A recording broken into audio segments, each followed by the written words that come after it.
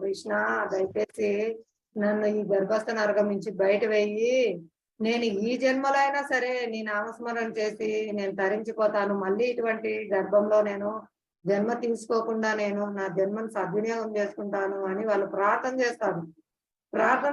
కానీ ఆ గర్భస్థ నరకాన్ని నుంచి బయటికి వస్తానే మొదటి మాయ తల్లి మాయ అని తల్లి వెచ్చగా ఒళ్ళోకి తీసుకొని పెట్టుకుంటే అందరు కింద కాలు పెట్టకుండా ఎత్తుకుంటుంటే లోపల బాగాలేదు కానీ ఇక్కడ బాగుంది, ఇక్కడ చాలా హ్యాపీగా ఉంది నాకు అని మాయలో పడిపోతారు అనమాట జీవులు.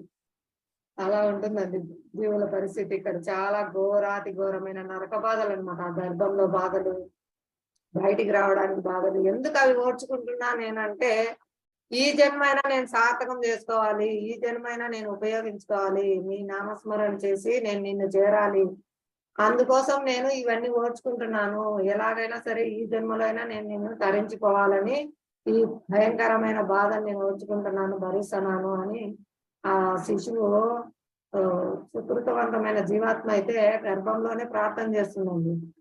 ఇది శాస్త్రంలో చెప్పబడింది. కాబట్టి మనం ఈ గర్భస్థ నరకంలో మళ్ళీ పడకుండా ఈ జన్మను సార్థకం చేసుకోవడానికి ప్రయత్నం చేద్దాము. ఆచార్యులు ఎంతో కృపతో మనకు హరినామ సంకీర్తన అనే దివ్య ఫలాన్ని తీసుకొచ్చారు, జాగ్రత్తగా అతి జాగ్రత్తగా ఒకరి మీద ఒకరికి.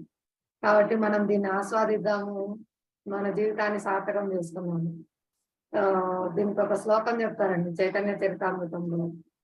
బ్రహ్మాండే భ్రమితే కోన్ భాగ్యవాన్ జీవ, గురుకృష్ణ ప్రసాదే పాయ భక్తిలతా బీజ.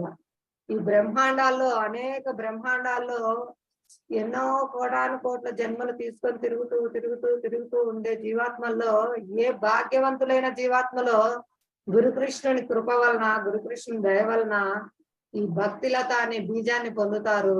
వాళ్ళు చాలా సుకృతవంతులు, భాగ్యవంతులు అని ఆ శ్లోకం యొక్క సారం అన్నమాట. చూడండి, మనకు చాలా కోటాను కోట్ల జన్మల్లో ఎన్నో బ్రహ్మాండాల్లో, ఈ భూమి మీదే కాదు పై లోకాల్లో కింద లోకాల్లో అన్నిట్లో మనం దేహాలు పొందాము, అన్ని అనుభవించాము, అన్ని కష్టాలే, ఎక్కడా ఆనందం దొరకలేదు. జీవుడు తిరుగుతానే ఉన్నాడు. అటువంటి తిరుగుతా ఉండే కోటాను కోట్ల జీవుల్లో ఏ భాగ్యవంతులైన జీవులకో గురుకృష్ణుని దయ వల్ల ఈ భక్తిలత అనే బీజం లభిస్తుందండి. దీన్ని మనం జాగ్రత్తగా శ్రవణ కీర్తనాలు అంటే హరినామ సంకీర్తనం చేయడం, భాగవత వినడం, భగవద్గీత వినడం అనే జలాన్ని పోస్తూ ఆ భక్తిలత బీజాన్ని మనం పెంచుకోవాలి, మనం దాన్ని కాపాడుకోవాలి జాగ్రత్తగా. కాబట్టి ప్రతి ఒక్కరూ హరే కృష్ణ మహామంత్రం జపించండి, భగవద్గీత భాగవతాన్ని చదవండి. మీకు వీలైతే మీ దగ్గరలో ఉన్న ఇస్కాన్ మందిరాన్ని దర్శించండి.